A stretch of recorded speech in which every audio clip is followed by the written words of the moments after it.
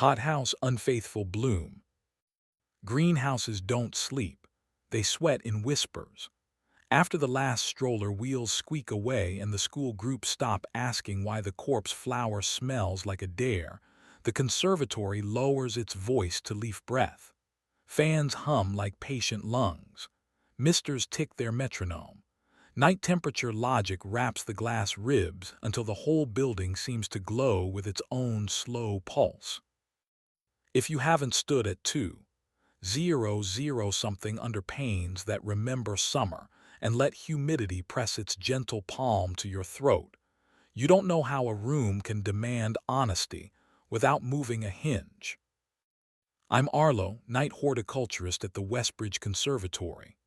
My desk is a stainless altar, pH meter that tells truths no donor can charm, a roll of grafting tape the color of apology, a battered loop that magnifies both mites and pride, a soil probe that can read a plant's temper. On the shelf above, a blue tin that once held lemon candies now hosts a colony of what-ifs. A broken irrigation dripper, a twist of copper wire, a clear hair tie I pretend I didn't notice. We keep the plants alive and ask them to forgive our vanity. Nina, my wife, then, could teach rooms how to behave under a camera. The conservatory's director of events, she coaxed galas to bloom out of spreadsheets and made volunteers feel immortal with a lanyard and a smile. We met the winter the glass house learned a new word: donor. She brought a photographer and a crisis.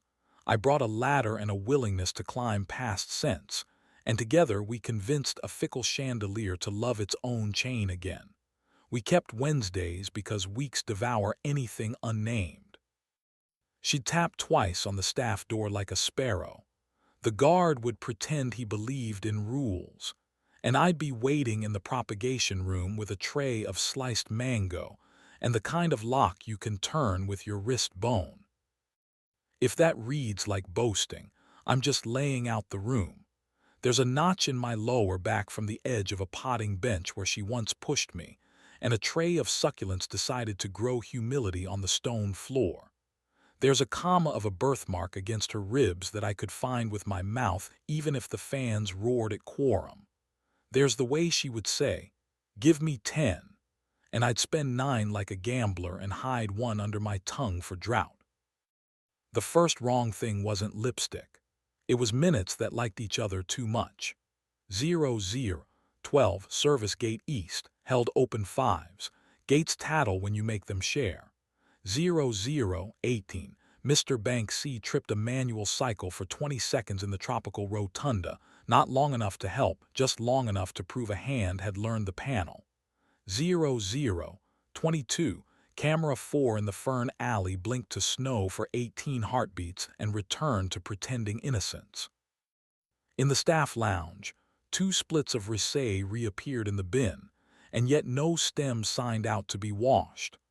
On the edge of the bromeliad display, the air smelled faintly of mint when it should have been damp bark and a hint of fertilizer. On a bench by the cycads, a faint plum of a mouth had dried itself into a half-confession. I wrote a generous story for the building. A night guard took a break where the air forgives lungs.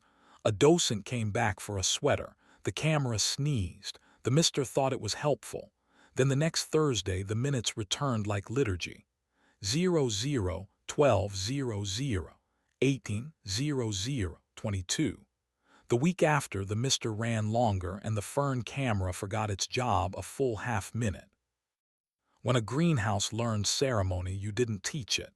You either arrange flowers around it or you pick up a spade. At home, folding towels, she halves, I thirds. Marriage is geometry with a door. Nina said open like an engineer says load-bearing. She leaned into the counter like sailors trust hull more than sea. With rules, she added, and she didn't touch me while she said it. In our house dialect, that's how the truth comes in, hands visible, voice even. Us first. No one from the conservatory. No vendors or donors. Tell before, not after. Protection always. Our bed is a sovereign state. I wanted to be bigger than glass. We wrote it down on the back of a donor list and pretended paper could supervise oxygen. 2 Wednesdays, we did it like we deserved a plaque. The third, at 11:07 p.m., the text read client tasting ran long. Don't wait up, and the service gate cleared its throat for sixes like a student who's learned the timing. I don't set traps in sanctuaries. I tune rooms until they can't lie. I dusted the inside plate of the service gate with a breath of fluorescing pollen, safe for leaves, loud under my UV. I rotated the brass Mr. Valve in Bank C to an irrational alignment only my wrist would feel, hurried hands square off like saints. I laid a hair of monofilament shin-high across the path to the tropical rotunda, not to snare, just to teach a stride it had been watched. In Fern Alley, I set a child's interpretive sign 2 degrees crooked, compulsions confess for free. At the propagation bench, I slid a linen square beneath the tray. If anyone lifted the lip, the cloth would crease the way fog remembers a breath. 00:12 held sevens. 00:18 manual cycle. 00:22 camera snow. The valve returned to true. The monofilament lay coal-polite by the rail, moved aside by respectful fingers. Under my UV wand, a constellation bloomed along the gate plate and marched into a wrist where pulse negotiates with language. The linen carried a precise diagonal fold as tidy as a lie. She came in with fast hair and a mouth brave enough to hold a script without cruelty. I swept her wrist with violet light and stars woke like shy lightning. She looked down, did the math that hurts, looked up. "Don't make me the villain," Nina said, not pleading, just tired of rooms that always want knives. "I asked for before," I said. "I thought I did," she said, and in her grammar client tasting counted. She had kept tempo, I had demanded melody. He came with the confident drift of men who believe trellises are applause. Sela's heart, landscape architect, video face, the kind of man who can sell a line of native grasses as a moral stance. He'd consulted on our dryland exhibit. He taught donors to say xeriscape like confession. He looked past me at the rotunda as if the glass would be honored to reflect him. "We'll go," he told the air, respectful as a cat. "We won't perform in here," I said, and I held the gate because buildings deserve ceremony when asked to carry weight. The latch made a small, satisfied click.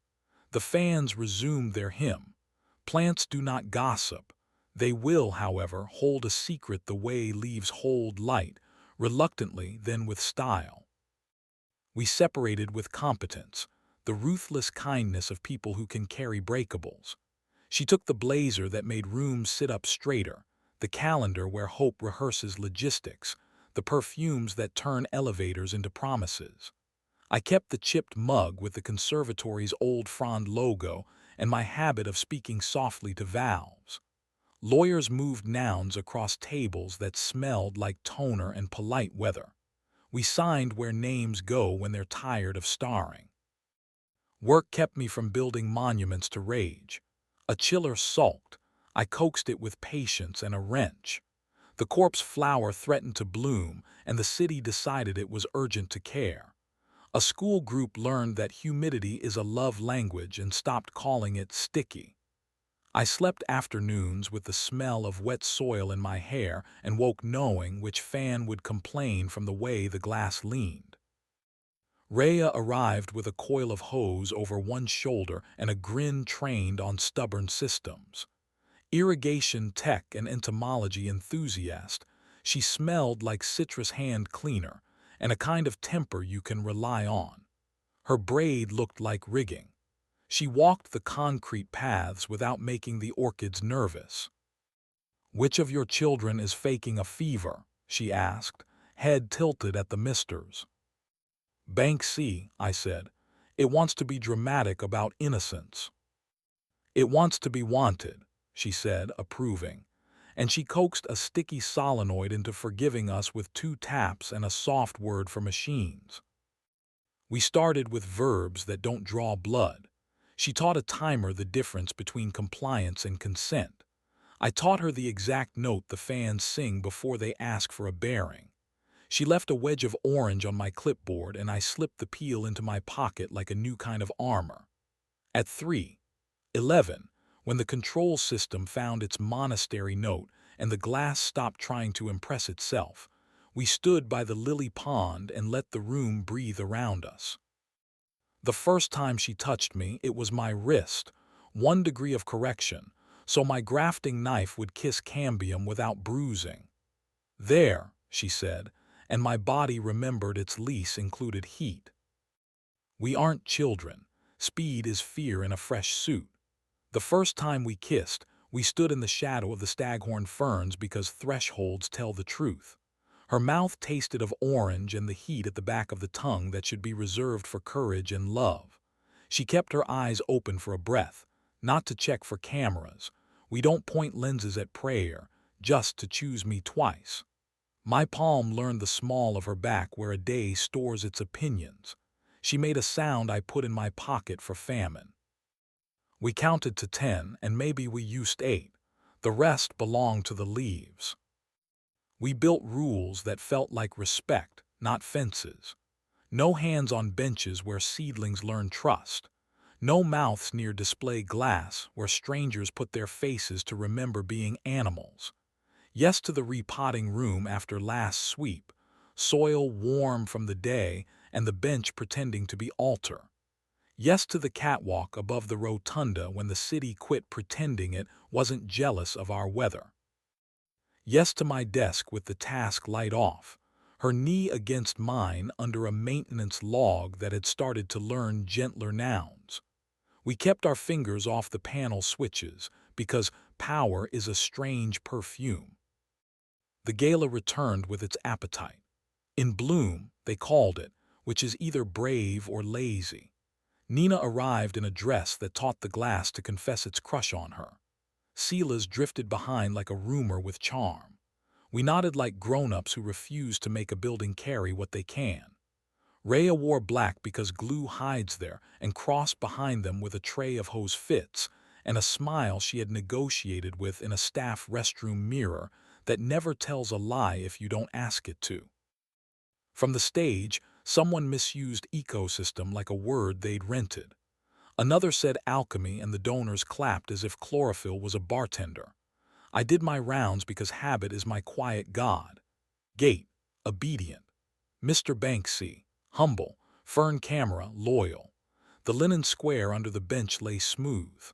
In the candy tin on my shelf, 2 clear hair ties and a bobby pin bent into a question mark lay among copper wire and an old plant tag that used to read Tillandsia, unnamed.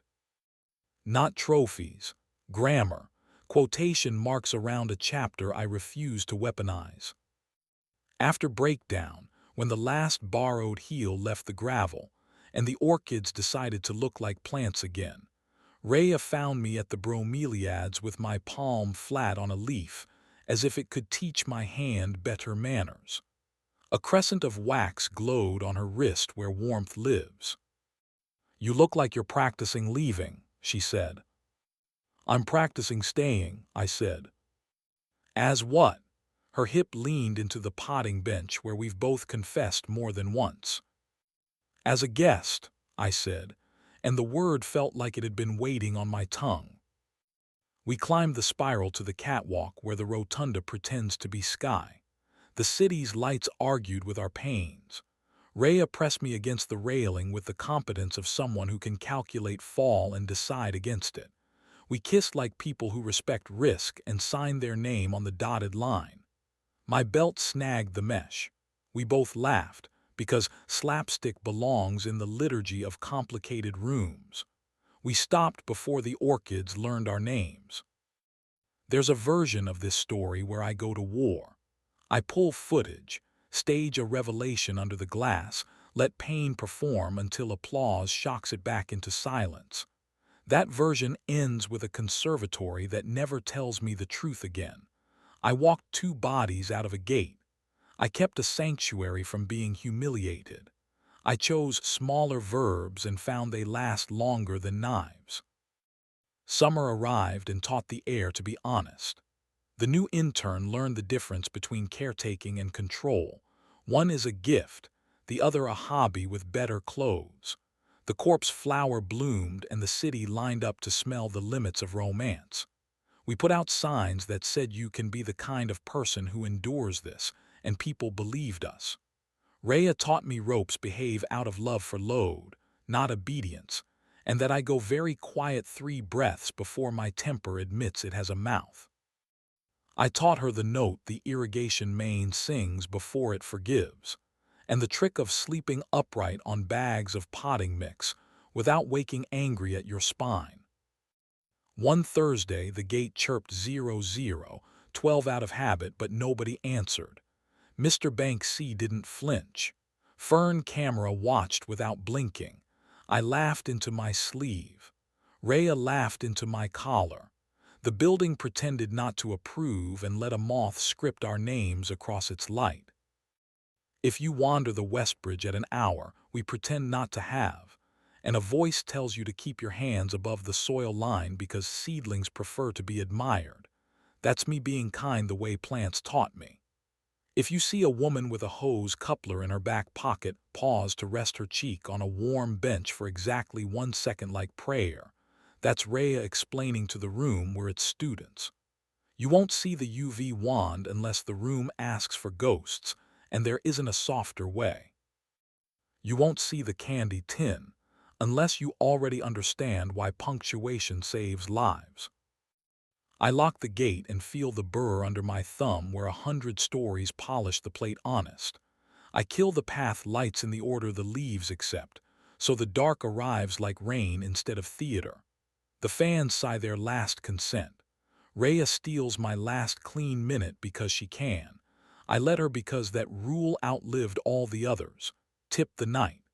We walk the concrete with our hands in each other's pockets like we invented warmth. The city outside rehearses being weather. The glass decides to trust us until morning. Greenhouses don't sleep. They sweat in whispers. They forgive slowly and then all at once when you stop making them host scenes they didn't audition for. We don't have 10 anymore. We take the minutes we can carry and leave the rest in the air where humidity keeps them bright. In the morning, a child will press a palm to a leaf as big as belief and decide that something living is looking back. I will try to be as careful with the living. The candy tin on the shelf will click shut like a sentence that refuses to be a period. A semicolon, 2 clauses joined by a breath the leaves taught me to take.